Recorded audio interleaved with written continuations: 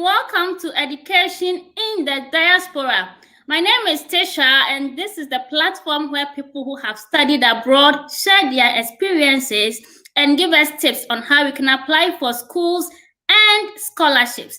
And today, with a great pleasure, I will be speaking to a very fabulous young lady who is going to share with us her experiences studying in Hong Kong. So my guest for today holds a bachelor's degree in biochemistry from the Kwame Nkrumah University of Science and Technology, Kumasi, Ghana, and a master's degree in biomedical science from the University of the West of England, Bristol, UK. She is currently a PhD candidate at the Department of Health, Technology and Informatics at the Hong Kong Polytechnic University. And her research work is in the field of functional genomics, particularly on unraveling the roles of genetic variants in the etiology of complex diseases such as myopia. Right. My guest for today is Regina Kwarteng. Hi, Tish. Welcome to Education in the Diaspora. Thank you for having me. Thank you. And you know what? It's so funny when you mentioned my name. Over here, I mean, not over here. Since I travel, no one calls me Regina. So you're the first person to call me. Yeah. How do they call you? Well, they call me Regina. Regina. Okay. So I'm going to call you Regina then. Okay. Yeah, I'm so glad to have you here. I'm happy to be here. How is Hong Kong? Oh, Hong Kong is great. We are in the summer now, so it's definitely hot, but it's great. Hot, actually. It's hot, yeah. Wow. Okay. So, Regina, tell us, why did you choose Hong Kong for your PhD? Because you had your master's in the UK, right? Yes, so, why didn't you continue with your PhD, but then chose to go to Hong Kong, despite the language barrier? Okay. So that's quite an interesting story, and I hope we have time for me to tell you the complete story because it's very interesting and fascinating. So, as you are aware, I was at KNUST. I studied biochemistry for 4 years, and then I graduated in 2014. So after graduation, I stayed on as a teaching assistant, TA. Yeah. And to me, it fitted my goal perfectly because I knew after school I wanted to go outside for postgraduate studies. And being a TA, I think, is the perfect job because you not only, you are in close contact with the lecturers, you also have free internet, right? Yeah. So, when I'm not, conducting tutorials or marking, you see me behind the computer with my internet, applying to so many different schools. So my focus was mainly in the UK. I applied to a lot of schools in the UK. I think if you name any school in the UK, it's likely I applied there. So I applied, I did a lot of applications. And from my experience, it's not really that difficult to get admission into the UK. What is difficult is the scholarship. So I got admission to a couple of schools. One of them is my university, the University of West of England in Bristol. They offered me unconditional offer, and I was so happy. But that wasn't even important. I needed a scholarship. What do you mean by unconditional offer? That means you have the scholarship, or no? So unconditional offer means you don't really need to provide further documents in order to do admission. Yeah. Because usually some schools will require TOEFL, English tests, and all other. So then your admission becomes conditional based if only you're able to supply these documents. However, if they offer you unconditional offer, then it means you don't need to provide any. Exactly. And even if you are ready to support yourself, you can just go through with the school. But then I needed the scholarship because there was no way I could afford to go on my own. So on the scholarship aspect, I was mainly focused on the Commonwealth Share Scholarship. Yeah, I applied to the scholarship scheme under my school, using my school as a reference. So I sent in the application, and then we waited. So for Commonwealth, the scholarship, I think the winners come out somewhere in March. So around March, the list came out. My name was not in. All my friends got their offers, and I was just sitting there waiting. What's going on? Nothing. Then we went into April, May, June. I still wasn't hearing anything from the scholarship scheme. So I had to move on. I made up my mind that I wasn't going to give up. Perhaps I will apply next year, So I didn't give up. And then I was lucky enough, I met some really nice mentors who they introduced me to a training at KCCR, Kumasi Center for Collaborative Research. Yeah. So I was actually training for a project, a WHO project on tuberculosis. They were looking at the drug resistance and sensitivity of tuberculosis. So someone recommended me somebody I'm so grateful to. He recommended me for the program. I trained with another person, a friend of mine who is also in Germany now. We trained for, I think, a month under the program. So that was around June. So while I was training, I had a friend in Hong Kong here. Then he reached out to me and was like, oh, how is the application process going on? I'm like, I'm not hearing anything from the Commonwealth, so I'm thinking of applying next year. And he said, why don't you consider Hong Kong? Like, he was actually doing his PhD here in Hong Kong. And I said the same thing. I'm like, no, I don't want to move to China. I don't want to learn a second language. Yeah. And he was like, what do you mean? Hong Kong is not in China. I was like, what? That was the first thing I learned. And it's actually true. Hong Kong is more or less a semi-autonomous city, meaning that it's not really in China. The rules are a bit different. Over here, they practice what we call limited democracy. Even the currency is different. If you want to go from here to China, you need actually to get a visa and everything. The language, which I was particular about, and then he told me, well, the school is in English. Everything is offered in English. You don't even need. I was like, what? English? Okay, fine. So, and then I asked him, well, how do I do it? And he actually took me through the process. I was like, well, there is a way you can go about it. You need to get a prospective supervisor because it's a PhD. You need somebody to supervise your work. So what I did was I reached out to the lecturer, a supervisor here in my school now, and then I wrote to him with my CV and stuff, and then told him I'm interested in his research. I would like, for him to be my supervisor someday. And he wrote back to me. I was quite shocked. He wrote back to me, and then he asked me, the question he asked me, okay, fine. Can you send me your class rank? He wanted to know my rank I'm like, well, if you are among the best or among the worst. University, we don't do ranks. So I had to go to my department in biochemistry. Then I told them, can you please rank me based on my is it CWA? Yeah. Can you rank me? Mates. Exactly. And my department was so good. They did that for me. They printed it on my official paper, and then I emailed it back to him. Then he wrote to me again. Okay, so your school, what is this current rank in Ghana? And I'm like, wow, okay. Well, I also wrote back to me. At that time, KNUST had been ranked as number 2 in West Africa. So I got the source, the reference. Yeah, KNUST. And then I sent it to him that, this is the ranking of my school. And then he was, okay. So we did that correspondence, the back and forth thing for a while.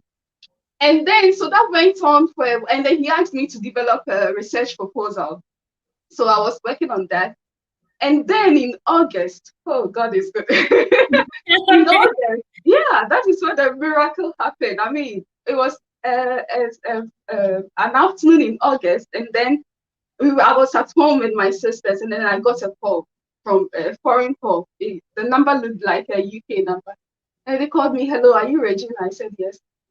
I just sent you an email. You've been offered a Commonwealth scholarship scheme. I was shocked. I couldn't believe it. It was crazy. I mean, apparently I was on waiting list. So the man was like, oh, your application was really good. We just couldn't put it down. I was I was that day. I will never forget that day. I think no matter what happens in my life, I'll never forget that moment. How it felt. Mm-hmm. It was amazing feeling. And then I was shouting. I was all over the place. So I got my scholarship came very late in August, and then in the UK the semester or the academic calendar starts in September. Yeah. So I had to get my visa. Oh, it was one of the most chaotic things I've ever done in my life. Yeah, I can imagine. And it didn't just end there. I did the visa for the UK. Luckily, which is why the Commonwealth is such a prestigious scholarship. You didn't even have to pay for, what do you call it, visa fee or anything. It was waived. So I applied, and then that also took a bit of time. The visa was not coming, and then my school wrote to me, are you sure you're able to make it in September? If not, then you have to push your admission. And I was shivering. I'm like, of course I'll make it. I was praying to God, please let this visa come. No. So yeah, the visa came. I think I got the visa I went to Accra to get the visa. And then on my way to Kumasi, which is where I lived, the school called me to book my ticket, which is why I say is everything which has happened so far. It's just been so great. The school called me, yeah, we'd like to book your ticket. They booked my ticket, which was on a Friday. I think Saturday, Sunday, I was leaving Ghana. And it was, yeah. So Wow. I got to the UK, and then I started my master's, the MSc. I mean, I got there, it was, I think somebody has previously shared on studying in the UK in Glasgow. And I think Yeah, whatever yeah. she said, I agree totally with it. It's the best form of education you can really get. And I feel so privileged that, I got a You chance had to the study there. opportunity. Yeah, so when I had actually forgotten about Hong Kong, about the supervised. So I think around April, that was in 2016. No, 2015. Is it? Oh, the timeline is crazy in my mind now. So I got there in September, and I think in November 2015, this supervisor I had met in Hong Kong, Mhm. yeah, he wrote to me, he sent me an email. Hi, how are you? How is studies? And then he reminded me that apparently the applications here, the PhD applications here has opened. So he wanted to inquire if I'm still interested in pursuing the PhD. At that time, I was like, what the hell? Let's do it. So he helped me. I mean, we formed the research proposal, and then I sent in my application with the references and everything. And then in December, I was shortlisted for interview. This all happened in 2015. So December 2015, I did the interview with the school here in Hong Kong. And then I had to wait. The rest is wait, right? So I went ahead with my studies in the UK, making friends and all that. And when was it? Around March, April-ish. That is when I got the results for the PhD. I was offered the PhD in Hong Kong. So I was offered the PhD in Hong Kong while I was still, You are still doing my master's. mm-hmm. Exactly. So what happened was they call it a concurrent enrollment. So I was both a master's students and a PhD students in two institutions, and it was crazy. And I was like, wow, this is great. Okay. But then I haven't even completed my master's thesis, so I Masters. was still working on it. So I reached out to my program leader in my school in the UK. I went to her and I'm like, oh, I've gotten an offer for PhD in Hong Kong. I was a bit skeptic. I was thinking, because I went to the UK from Ghana. Ghana, there are some unspoken rules, right? How dare you apply for a PhD when you are not done with your Yeah, master's? your masters. Exactly. So I was thinking perhaps they will be annoyed, like you're not even done with your master's and you exactly. So I went to her. I told her, "Oh, Lynn, I've been offered a PhD in Hong Kong. They want me to start school in September. Is there a way you can push for me to have my master's viva, early, so Mm-hmm. I can leave?" And she was like, "Wow, that's amazing." I was really shocked. She was like, "Fine, this is great. Don't worry, we'll arrange, we'll do everything." So Go they for it. arranged. they arranged for me to have my master's defense, I think in July. So I was the first person in my graduating class to do my master's defense. So I did that. And then, so July, I had a bit of time. And then in September, I moved to Hong Kong. So this is how the whole journey to Hong Kong started. And it's an amazing story. And Wow. this is the first time I'm telling anybody. This is an interesting one, really. It is. Wow. So, for someone who is in Ghana and doesn't know anybody in Hong Kong and wants to study in Hong Kong, what's the first thing the person needs to do? Okay, so, well, if you're thinking of moving to Hong Kong, then obviously it has to be for a PhD. You can also opt for master's. They also offer MPhil. Okay. Yeah, but the thing is, with Hong Kong here, you don't, if you're really good, I mean, if you're a first-class student with very good, scores, you can even start a PhD without a master's degree.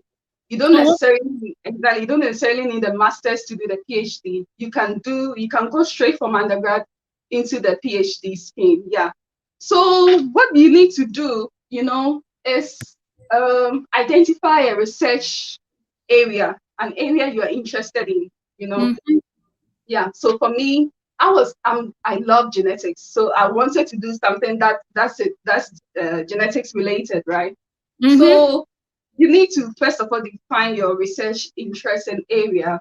And then the next thing you have to do is to look for prospective supervisor, somebody who would agree to supervise your work, consent to be your supervisor.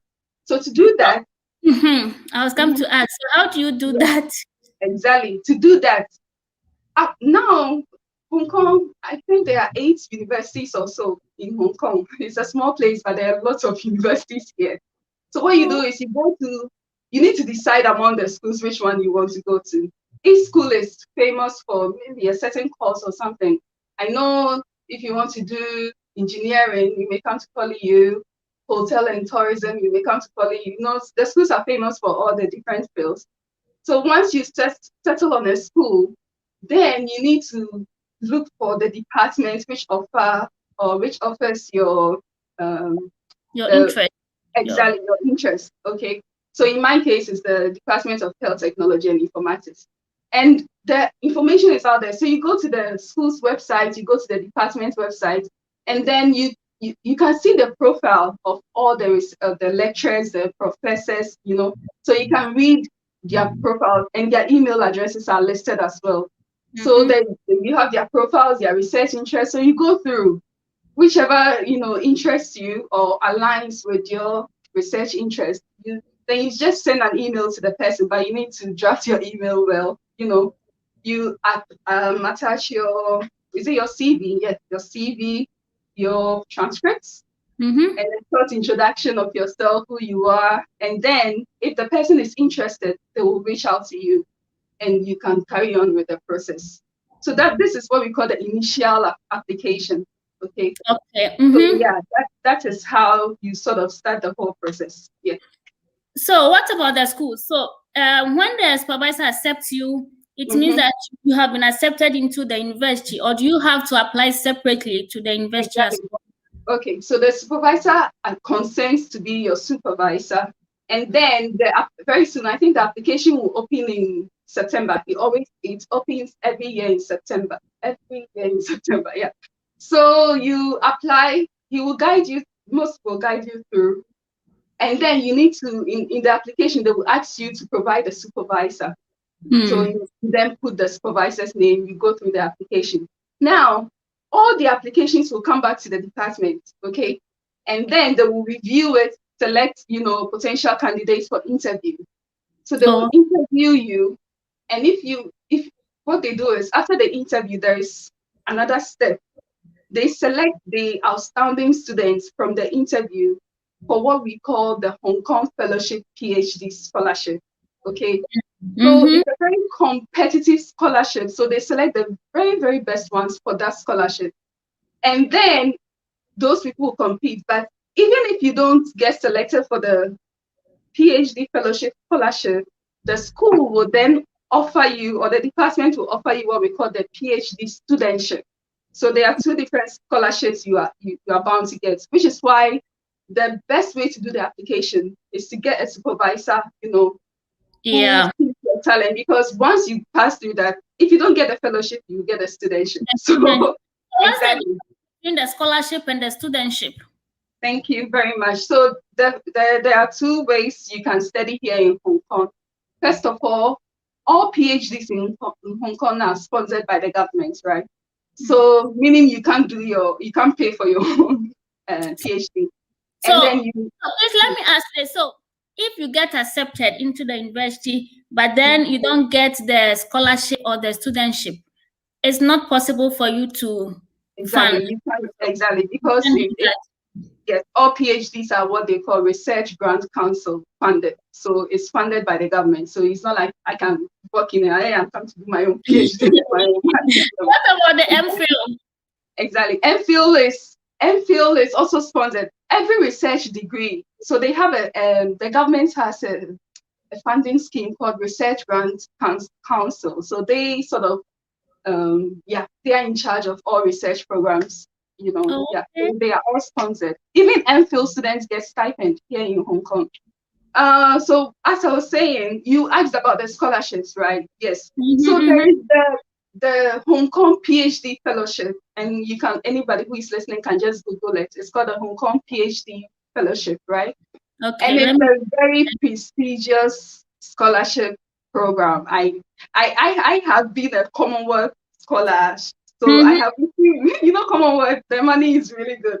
But this Hong Kong fellowship, the money is quite prestigious. And I stand to be corrected, but I think it offers the highest stipend, I think, the whole world. Wow.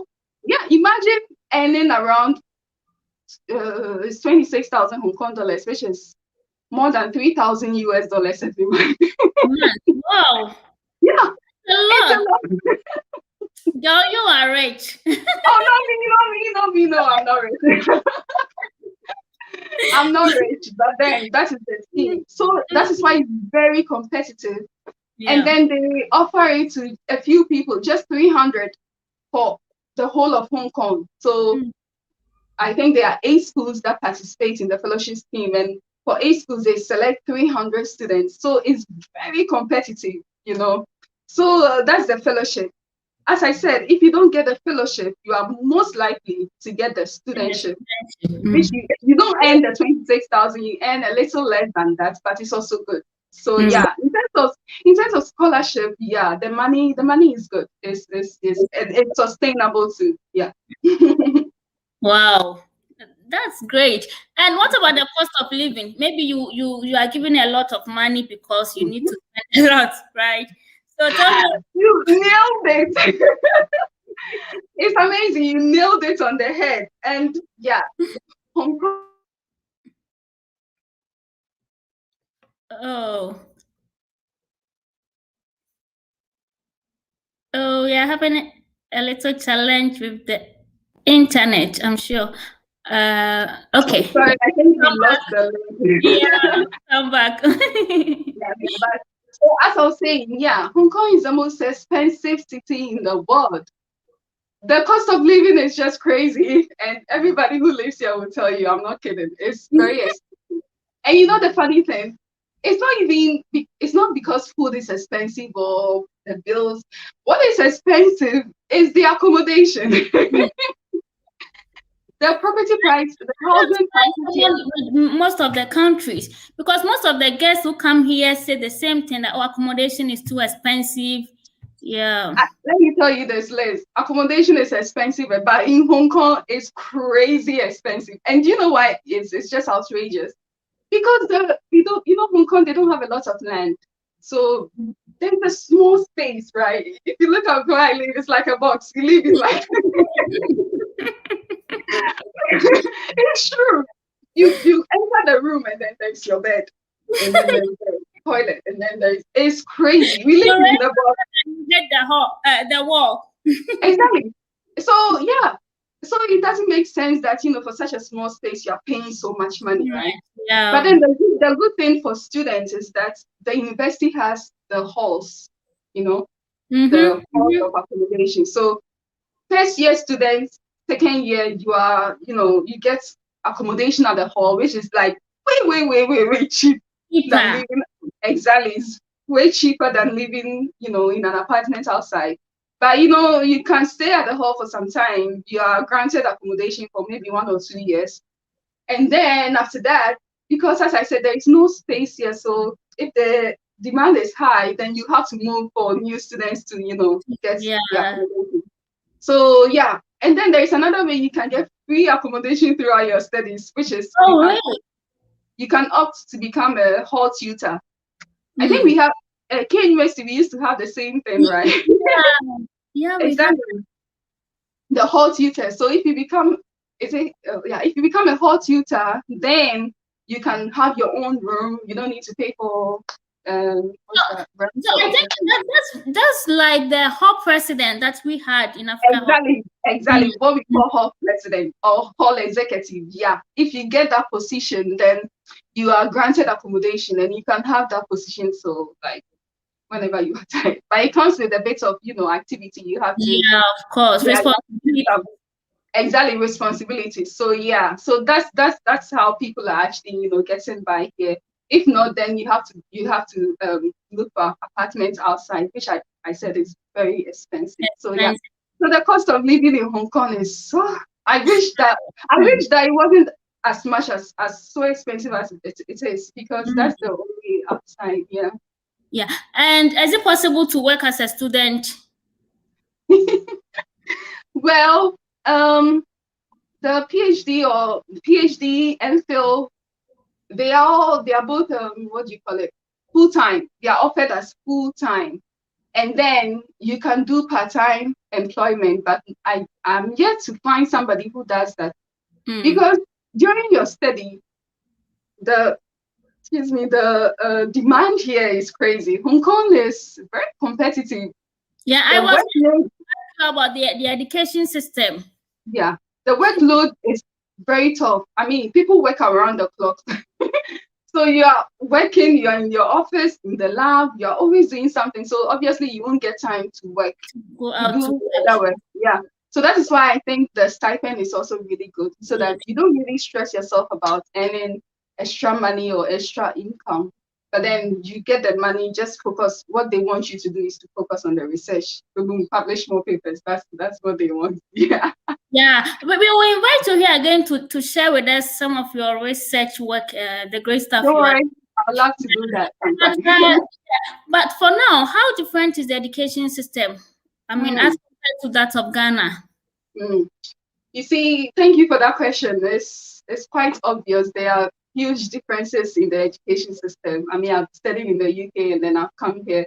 You see it. It's so sometimes I feel like it's a bit unfair to compare the two countries, Hong Kong, UK, Ghana, because these countries, they have the resources, the money, the funding, that makes, these things make learning very accessible, easy.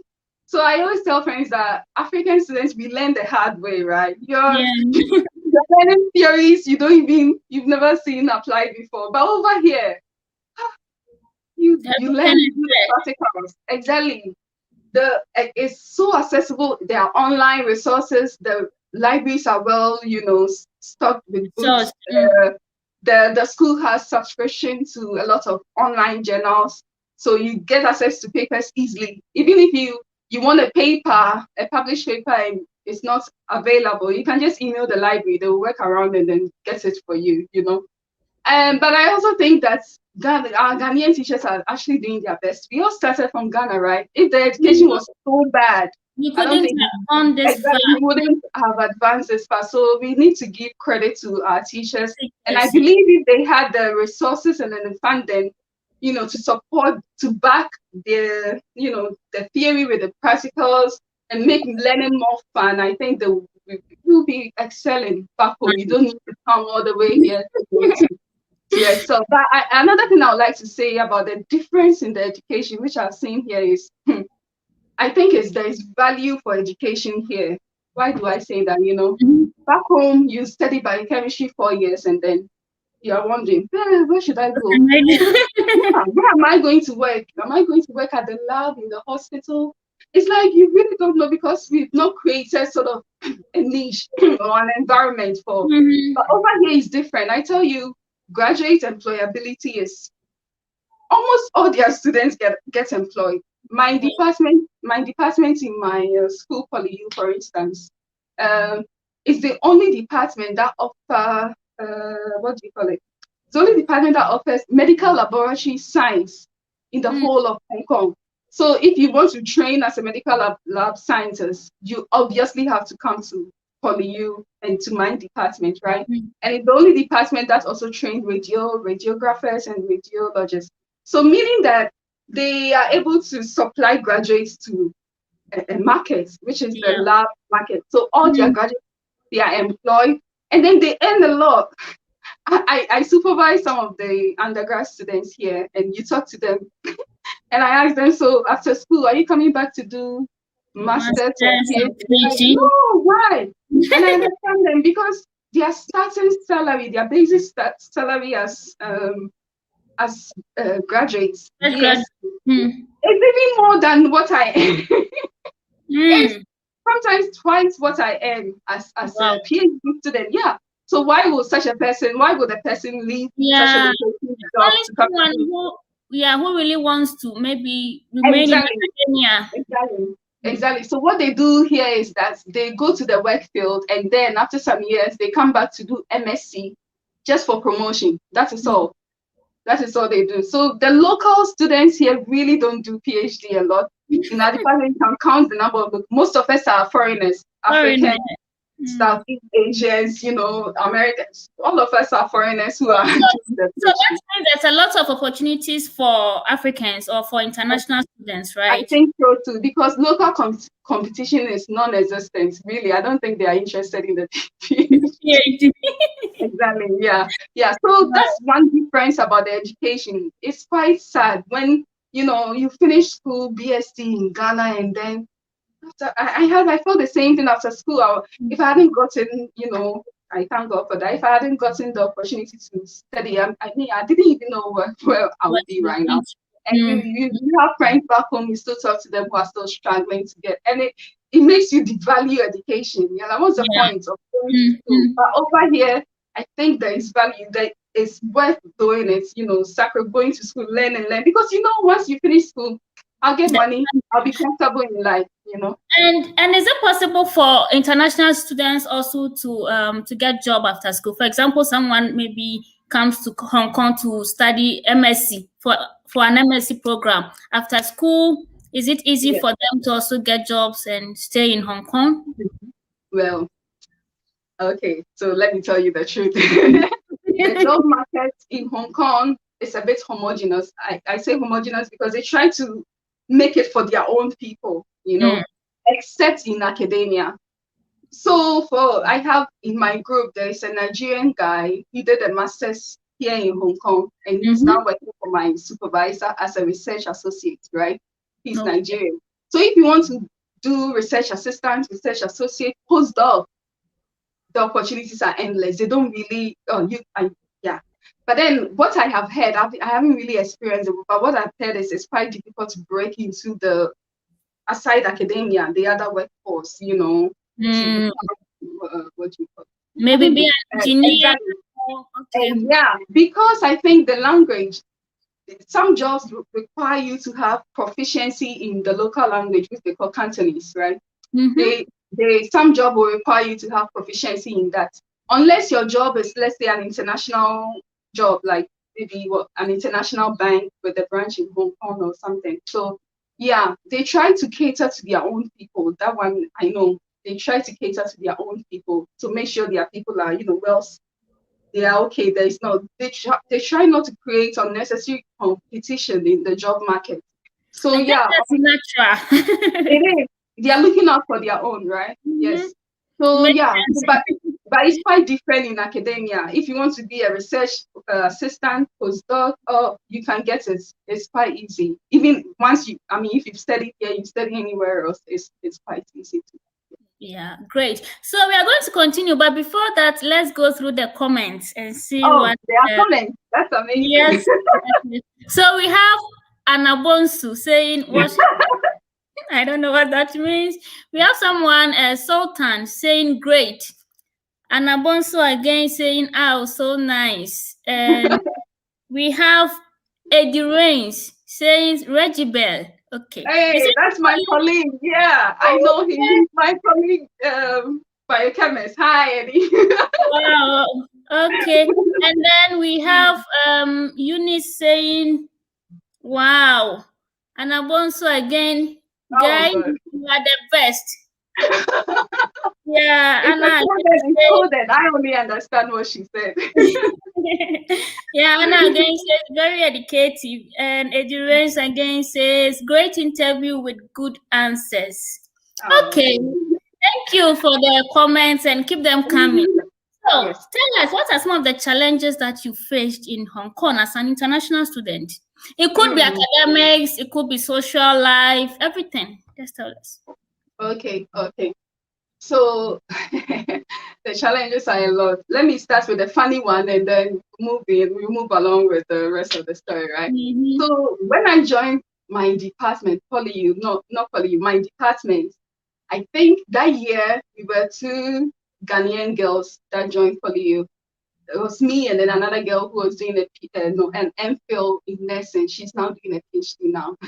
So we were two girls. She was in nursing, I was in HTI. So the buildings are quite separate. PhD in nursing. It's my first time hearing that. So after, she's going to become a doctor, but then not a medical doctor, right? But PhD doctor is actually for PhDs. The term doctor is strictly or traditionally was for PhDs, not medical. Oh, really? Exactly. They are physicians, but you see, I think they've taken over the term now. It feels like we are popping the term. But it was actually traditionally a doctor is a person with a PhD, not even medical. Yeah. So yeah, she's doing a PhD in nursing now. PolyU offers a PhD in nursing. So so we came in my department.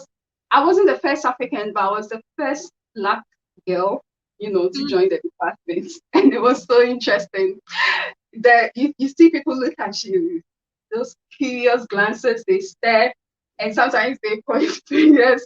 And then it was fascination with our hair. Oh my goodness. There is the cleaning staff, right? Anytime they see this hair, they're like, wow, your hair, nice. And then after some months, I'll change it. And then whoa, you blow their mind. So they were quite fascinated, About the hair. Yeah, they were quite fascinated about our hair and everything. And then, but I realized after some time, they got used to our presence. Yeah. So now I can change my hair anyhow. Nobody really cares about me about it, right? So that's the funny side. The other challenge I talk about is also, is over here, life is really fast paced, it's competitive. It can be very lonely. Now we have a lot of Ghanaian students here. We have, I think, more than 100 Ghanaian scholars in Hong Kong now. Yeah, it's quite popular. Oh, really? Yes, there are lots of Ghanaians now. But everybody is so busy. I mean, it's crazy because the workload is quite intense. You basically have no social life. You're always in the office, you're always in the lab, you're always doing this, you're always doing that. So it can be a bit lonely, stressful, And yeah, everybody in Hong Kong, they tend to mind their own business. Nobody really cares about anybody, Yeah. Exactly. People stick to they mind their own business. So yeah, it's, as I said, it gets a bit lonely.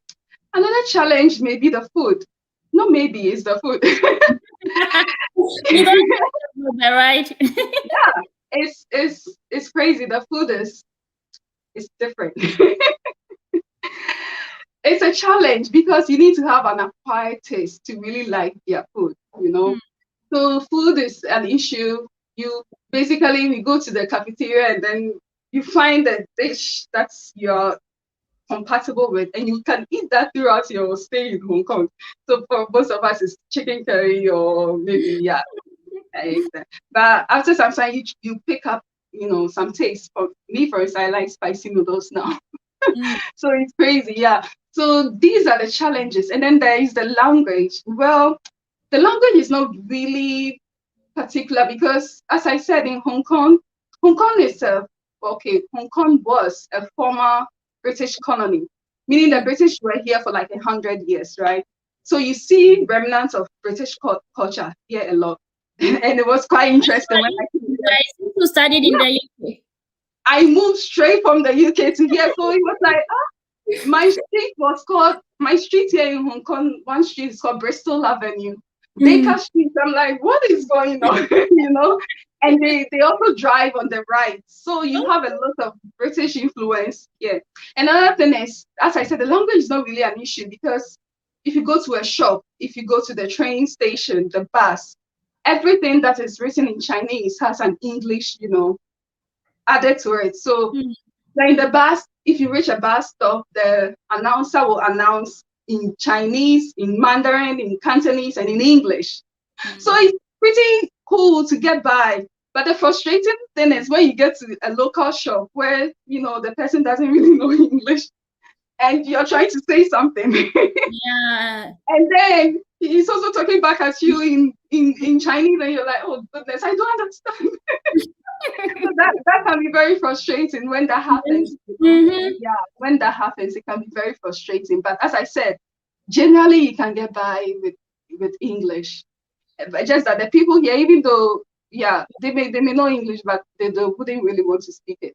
They'll tell you, oh, my English no good, but then they are like, yeah. Well, these are some of the challenges you deal with, but then you learn to adapt and then move on. Exactly. I'm going to ask you about the cultural shocks that you experienced, but before that, we have your niece or your my friend Eddie. No, we have apart from your friend Eddie who is asking about the language, we also have your niece or your nephew. I don't know the gender. Oh, really? I have family. She said she's my auntie and I'm just proud listening to her. Oh my goodness. The name here is Bagwell is fed up 7. Oh. So yeah. Hey guys, thank them for watching me. I mean, and Eddie is also asking about the language. We will get there, but can you tell us more of the cultural shocks that you experienced in Hong Kong? Okay, so cultural shock, differences in cultures. For me, not just in Hong Kong, I think my first cultural shock was when I moved to the UK because that was the first time I had traveled outside. So it was a huge, it was amazing. It was a huge, I'm not saying, it was a huge culture shock for me because life was so different. Even your friends, I'm not saying, your friends are quite different. How friends behave with each other back home.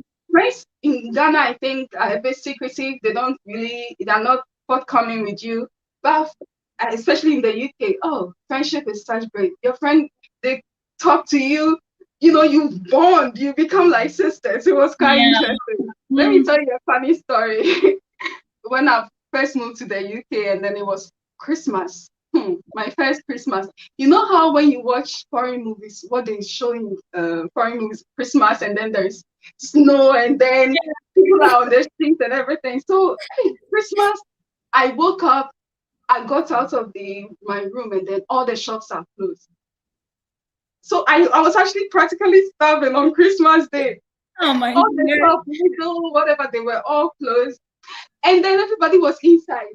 Like, wait, where is everybody? Back home, Christmas. Yeah, Christmas. I know. Exactly. Back home, people are just on the street. You're seeing family. Hey, greeting each other. And it was the saddest Christmas ever. I mean, everybody went home to their families. Well, that's my master's friends. Everybody was away. So that was the saddest Christmas, and it was so sad. So when I moved here, because of that experience in the UK, I think I wasn't really shocked that much. You got shock absorbers on. Exactly. I got shock absorb it. So things didn't really shock me that much, although still some things shock me still here, because as I said, we are different people, really different. Our culture, our belief, our practices, how we prepare food, how we clean, how we live, everything is so different. And sometimes it gives you a new perspective on life, because it's here, it's not. It's one of the advantages of studying outside your home country, right? Exactly. You learn things. I mean, oh, I don't want to tell a story, because some stories, I don't want to put the people of Hong in a bad limelight, and then I step out, and then they. Yeah. So yes, it's yeah. I think it's for viewers or listeners, if you are thinking of traveling outside, you need to be open-minded, because you will see a lot of things. You experience a lot of things. You are not used to. Exactly. You need to keep an open mind. If not, it's going to be very difficult for you. Wow, great. We have Daniel Tiamankwa here saying, "Nice one, Regina." Hey, that's oh God, that my biochemistry. I'm so happy. Yeah, Tiamankwa is my fellow colleague from biochemistry KNUST. Hey, wow. Yeah. That's great. All right. Tell us, is there anything that you wish you knew before going to Hong Kong? Yes. And I say yes emphatically, because yes, I wish, and it may seem a bit juvenile and childish, but I wish I knew how to braid my own hair. Seriously. Oh. You see, and that is not even just Hong Kong. When I moved to UK, at that time I had permed hair. My hair was like up to my neck, right? And then I had braids on, so I took the braids out, and then I was looking for a salon, and I saw the prices, £150, £200. Like, I'm going to do this. I'm doing this myself. So I went home. So when I left Ghana, I had my own perming cream. So I mixed it, and I'm like, maybe I'm doing my own perming. Before I realized, I had lost. I don't know how it happened. I said there were scissors in the perming cream. I had lost a chunk of my hair. Like, it was so sad. I lost my hair. So in the UK, my hair was such a mess. I didn't know what to do with it. So I met a Nigerian lady who used to braid my hair, but she wasn't really that good. So yeah. And then here in Hong Kong, the whole, there are a couple of, there's a Ghanaian sister here who braids our hair. I mean, she tries to be considerate and take, but still it's expensive. She charges like 600 Hong Kong dollars, which is like almost 500 Ghana cedis. Imagine paying that for hair. It's crazy. So, and I find that you really also don't have the time, because you're always busy. So if there is something if I could go back to 2015 before leaving Ghana, I'll go and see one of these aunties to please teach me how to braid hair. Because I mean, it's so easy. I have friends here. My friend Adenike, she's here. They can braid their own hair, and I feel jealous. I'm like, wow, you can do your own hair. I personally, I don't know.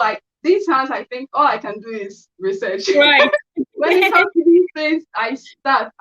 So yeah. I mean, yes, I wish I had learned, these skills, which in Ghana you take advantage of. You can go to any salon anytime you want, and then they charge you for 40, and you're done. But here, that money is a lot. So I wish I had learned these skills before leaving Ghana, and then I think I have the same experience, just as you. Exactly. So eventually, when now we have more students coming here, we have some females joining us, and when they come, they're always looking for the somebody to retouch the hair and stuff. I always tell them it's natural. Eventually, just like give you 2 years, you cut it all off, and then and it always happens. I think there are some things that maybe back home we should have considered. For example, the break that we have before we go back to the university. Exactly. Okay, we can use that time to learn some of these skills. Learn these skills. Yeah. Learn these skills. It's the same with the guys. They come here and then they struggle a lot with food, because most of for those that can't cook, if you go to a local, well, luckily now in Hong Kong, there is a Ghanaian restaurant in one of the places. So that has been a blessing to most of the students, especially the male students. They go there, then they get the food and everything, then they eat it. But then you can't sustain that, you know. So honestly, I think we don't need we need a cultural change where we think girls are supposed to learn how to cook, boys are supposed. No, you travel, you realize it's all about you. You're on your own to survive. Exactly. So yeah, it's quite interesting.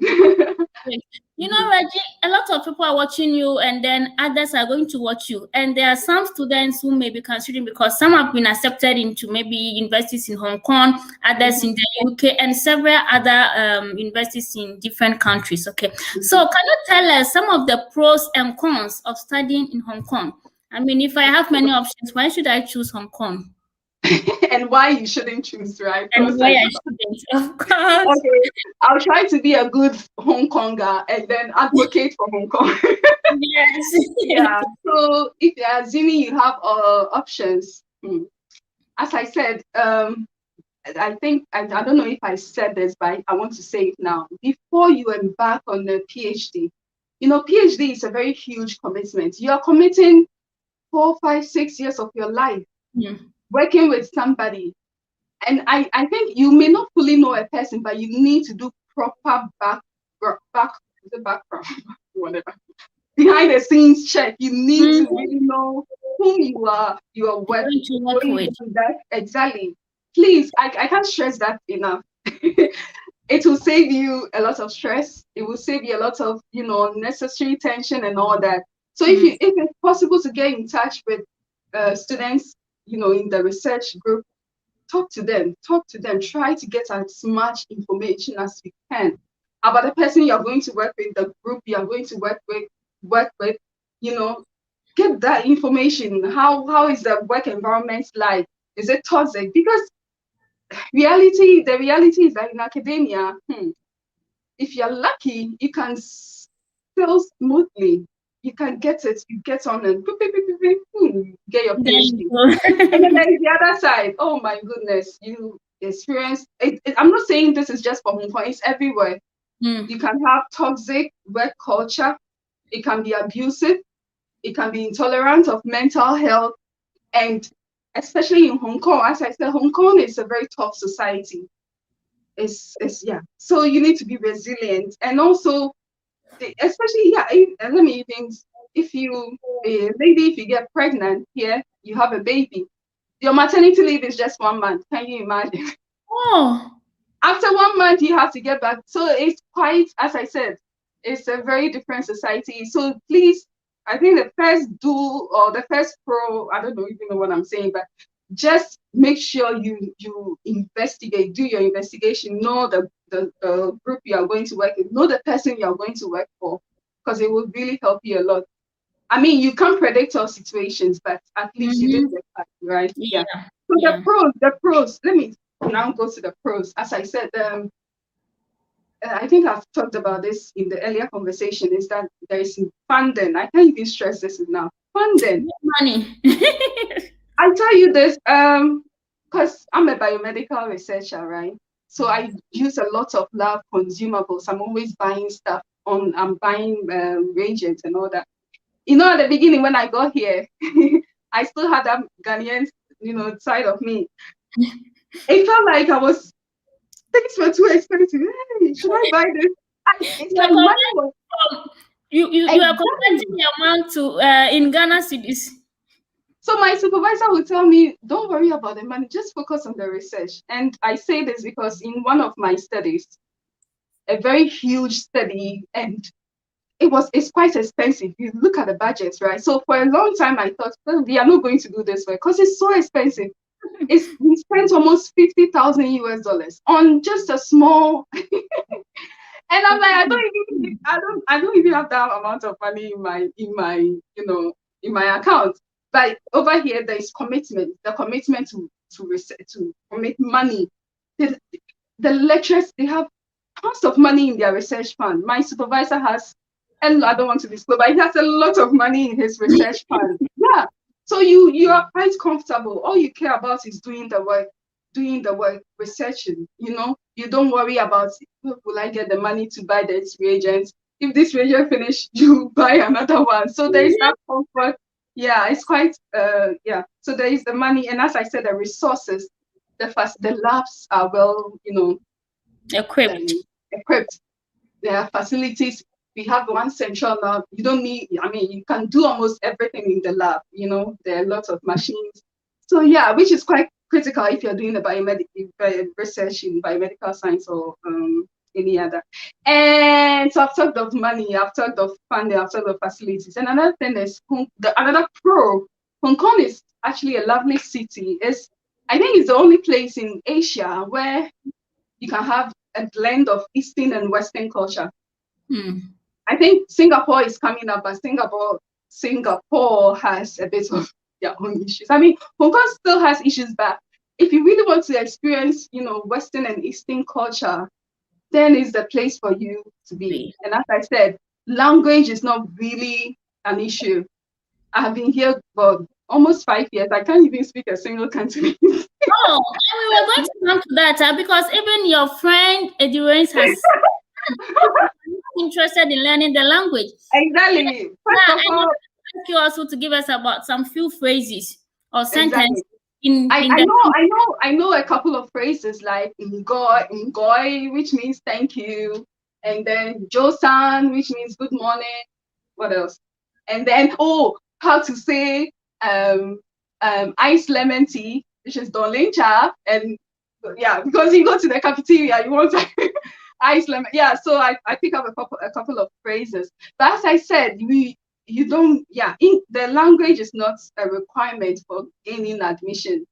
The school teaches in English. The student, I'm not saying just PhD, from undergrad to PhD, everything is taught in English. Okay, so it's quite nice for foreign students. Okay, not all of us want to learn. I don't mind. I don't care about learning Chinese language. Exactly. But I know a friend of mine who loves, she's learning the language. I particularly don't care for it. So yeah, you can really get by with the English. As I said, everywhere, the public places, if there is Chinese, there is English. The supermarket, you go, you pick an item, Chinese, English. So it's quite easy. Unlike, say, China, or even countries like South Korea, Japan, where I think it's a bit of a struggle. You need to actually know the language if you want to. So if you're considering Asia, I think Hong Kong can be an option for you. Considering these pros, right? Now let's look at the cons. And I hope I don't discourage anybody. But before that, Edurance is asking about the nature of religion there. Good. Another thing I don't know why I forgot about. I'm Catholic, right? So yeah, I tell you, this is why I keep saying Hong Kong is a place to be.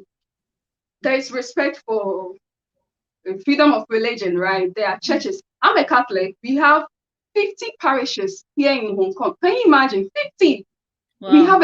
We have a cathedrals. We have what do they call it? It's not cathedral. Sorry, my mind is freezing. Yeah, not just that. We have other churches, the Pentecostals, the Catholic. Yeah, there is a whole Baptist university here.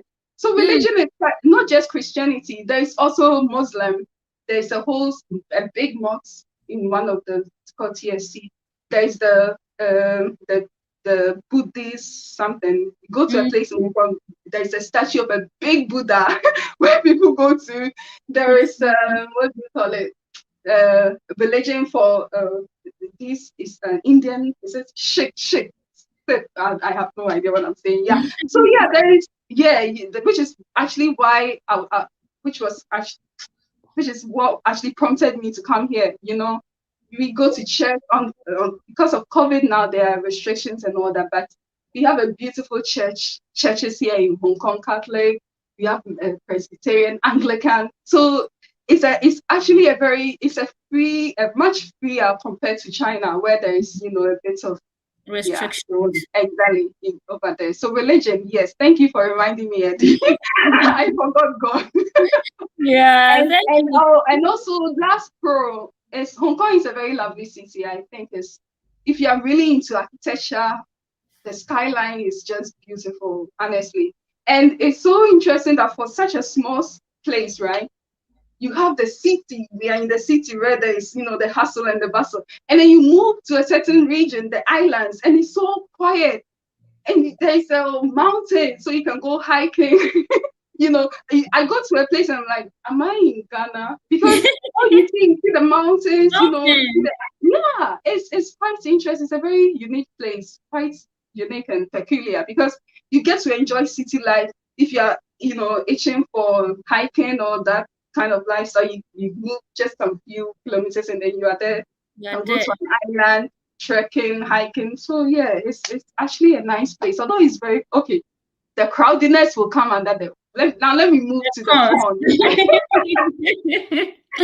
Let me just start off with the pond. It's very crowded. Overpopulated, you mean? It's densely populated, and I don't blame, because there is not a lot of land here. That is why they build vertically. So you see buildings. The first time I got here, I looked up. Because when you're coming from the airport, right, you see the sea, and then there is a suspension bridge. So you're on it, and then you see this tall building. That was my fear. I'm like, I felt dizzy, seriously. And that is how buildings are here. The buildings are just, yeah, they are all the way up. So it's very crowded. It's very crowded. I mean, the first time I got here from the airport, and then the bus entered into the city. I was like, I was actually suffocating, because everywhere people. So usually I tend not to go out, especially on holidays, because it's just crowded. The place is very crowded. Yeah, and as I said, the rooms, oh Jesus, they are very small. We live in boxes. I have to put to you, yeah. We live in practically boxes here, and then again, there's the social aspect of life here is quite, seriously, it's not the best. Yeah.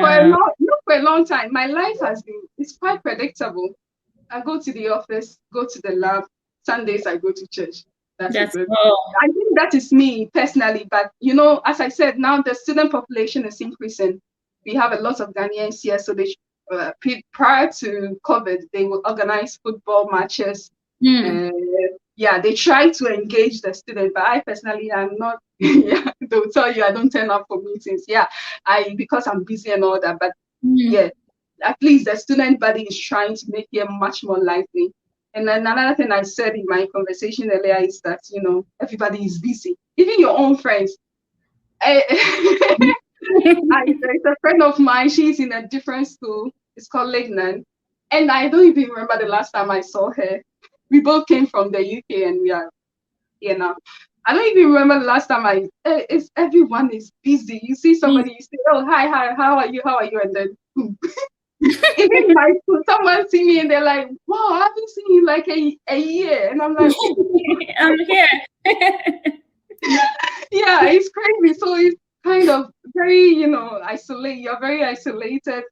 You don't have much of a social life, which can be a bit sad. So yeah, what haven't I talked about? I hope I've mentioned a lot of and as I said, even the local people are not that friendly. I hope they don't find this offensive, but yeah, yeah, they are not that outgoing. Fine, they may be polite and all that. I remember when I first got into my department, and then I was so excited. Like I came with that UK zeal. I'm here. And then I went into the office. I went around, hi, my name is Regina. How are you? I was introducing myself to everybody. And then the next day I came to the office. I'm like, good morning. Nobody mind. Nobody, not even there is like, who is this? That is what they're like. So since then, I think now people might think I'm real. I just go into the office and then I also don't talk to anybody. But then you see the culture is changing. As I said, lots of international students are enrolled in the school now. In my department, we have, so it's nice. You meet a lot of people. My department, we have Africans, Ethiopians, my friends. One is Nigerian lady, another is from Zimbabwe. So we formed, a small sisterhood. And Yeah. then there is, so we the Africans, we click a lot because Africans, you know us, right? I think we are only different when we are chatting on Twitter or something, but when we meet, we get along quite Yeah. well. Yeah. And also we have Indians, we have people from East Asia, Bangladesh, and you meet these people, you talk to them, you learn. It's such a lovely thing. And I think, this is not a pun, but it just came out of nowhere. Mm-hmm. So that's what I can say about pros and cons. But irrespective of what I've said, I think if you really want something, these things shouldn't stop you. Of Life is course. going to be difficult whether you like it or not, Anyway, right? wherever you find Exactly. yourself. Wherever you go, you will find. Mm. I think I was in Sydney once, and then it also has its. Yeah. So I think you just man up and prepare yourself that yes, irrespective of whatever challenges, I'm going to do it. Yeah. Yes, that's the spirit. We have also answer Ejekum saying, "Great to see you and hear from you, Reggie." Oh, that's amazing. Yeah.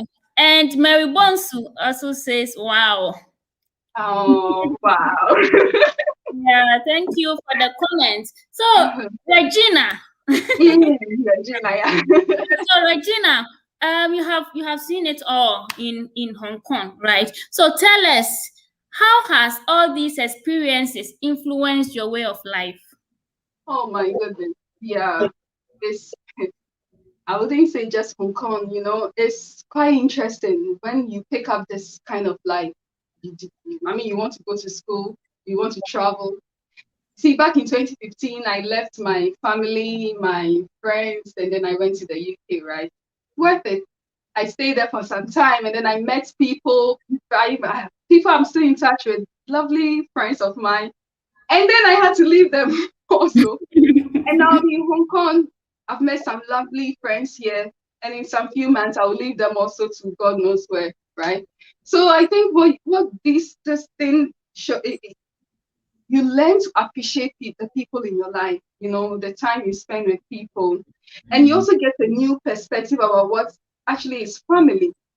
We basically we think family is your mom, your dad, your cousin, your nephews, your nieces. But then you travel and then you realize somebody you don't even know, somebody from a different country Yeah. practically becomes your sister, somebody, your brother, someone you're sharing, bonding with, So yeah, I think so far what I've learned about life is I've learned, this experience, what it has taught me is giving me a brand new perspective on life, on the bonds we form with people, to cherish it as much as possible, learn from each other, learn from one another, be the best you can to someone. And because I had help, people helped me. My what do you call it? When I started off this journey, but that when I was a TA, not even TA, when I was a student, actually, our what do you those who were ahead of us, predecessors, yeah. I mean, we had to rely on them. They will give us what we call in Kenya grandfather notes, right? Yeah. Seniors were giving me one of them Redeemer. I think he was a year ahead of me. Every semester, I just go to him, Redeemer, and then he gives me everything. He just practically he passed them down to me, Yeah, so the people have really helped me a lot. My TAs, when I was preparing my master's application, people spend their time, going through my personal statements, correcting me, my seniors, Aaron, but yeah, so there were people who really helped me. And now I try to reach out, I try to help people as much as I can, do my best to also help people get ahead on, get started with their own career in research or in this life. So yeah, I think, and it's amazing. Someone once told me, right, when God blesses you, sometimes we think the impact of that is directly to your family. So God blesses you, and then your family is blessed. But sometimes it goes beyond that. There's somebody in Indonesia who gets blessed, because of you. Somebody exactly. So this I pray that I continue to be a channel through which God can use me to bless others. Blessing to others. So yeah, it's been. I'm quite grateful, and then I thank God for the opportunities. And yeah, so Wow, as I that's a said, great one. yeah. Yeah, thank you so much, Regina, for sharing your experiences, all the tips, and Thank everything. you. But I have learned a lot today from you, actually. Oh, thank you so much. This has been so much fun. I was a bit nervous. I was like, oh, I've not done an interview like this before. And Everyone. it's been so much fun. Thank you. You've been a very gracious host. Yeah, thank you. And before we leave, I mean, you're going to give us your final words, okay? But before that, Mary Bonsu says, Reggie, you answered the question concerning Ghanaian teachers very well. Oh. Yeah, so Yeah, yeah. I think, sorry, I just want to say, because I feel like I owe a lot to teachers. I don't joke with my teachers because they really helped me from my primary school days back at Cambridge to St. Monica's University. I mean, teachers, I think I'm so grateful to them. Maybe they saw something in me, but they really cheered me on. There's this teacher, my teacher is back in St. Monica's, we call him Easy. He pushed me, he was my elective maths teacher. He pushed me to the point that I got like a perfect 100% in one of my elective. Yeah. So teachers, as I said, I really love our Ghanaian teachers, and I someday when I become a teacher, I hope I change people's lives. Like how they really impacted my life. So yeah. So credit and big ups to all our Ghanaian teachers. Yes, I know it's tough, but then I pray that them gets better for them. Yeah. Great. Yeah, Collins Asuman also says you're doing a great job. Oh, thank you. Okay, so what will be your final words to our viewers? Okay, so final words. I'm grateful to everybody who's watching the feed live and those who watch later. My friends, it was so nice when you called them. I got so excited. So my final words, is to just offer some words of encouragement, to anybody. Especially, I know this forum is for people who are considering applying for masters and MPhil. I just want to encourage you to keep at it. Don't give up. When I'm telling the story now, it seems pretty straightforward. You think I just and then boom, I got it. I tell you the challenges. I applied to a ton of schools, and then the rejections were coming. Every time I checked my email, it was rejection upon rejection upon rejection until finally I got my breakthrough, right? And so I just want to encourage people to keep on pushing, don't get discouraged. You've all been there. And just surround yourself with people who motivate you. Positive people. Because I tell you, at a point, especially when I was doing my seven, I almost gave up because we applied. A friend of mine who is in Canada now, also doing her PhD, Swad, very brilliant friend.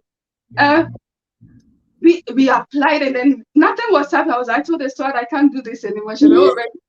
And if you surround yourself with people who share your vision for life, so even when you're feeling down, they uplift you and all that. So yeah, I think the message I want to send home is, I hope people don't just think that the path was very straight for me.